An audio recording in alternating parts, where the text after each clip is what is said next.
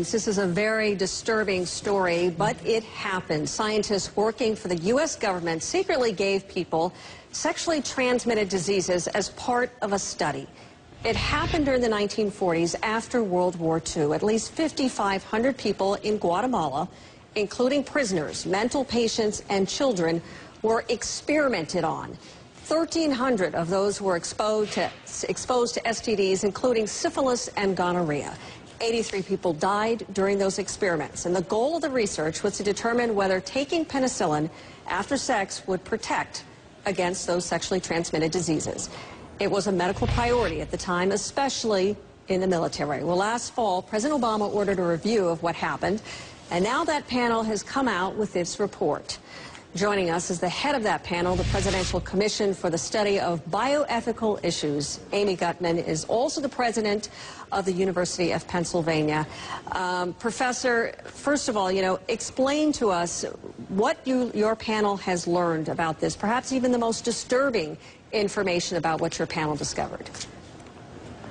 A group of medical researchers, doctors and scientists working for the American government between 1946 and 1948 treated their fellow human beings in a way that can only be characterized as egregious and shocking.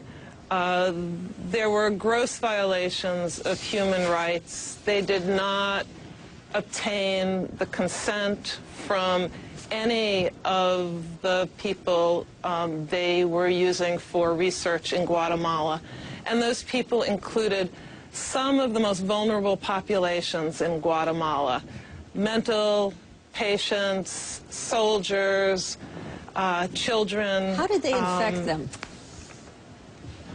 They infected them in a variety of ways. They infected them, some of them using commercial sex workers who they also infected with syphilis or gonorrhea. They, in one case, is so graphic that it's hard to actually speak about it, but one woman who was a mental hospital patient, they inoculated in her arm syphilis, and when she developed symptoms, Dr. Cutler wrote in his journal that it looked like she was dying.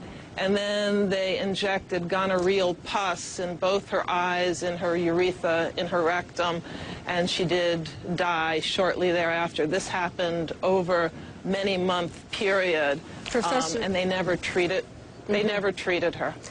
This group of researchers actually actively inoculated people and did not obtain their consent. And earlier, in an experiment in Terre Haute, Indiana, they took pains. They knew that they did have to ethically and legally obtain a informed consent, and yet they went to Guatemala and they didn't do so. All right, Professor, very disturbing information. Thank you for bringing it to us.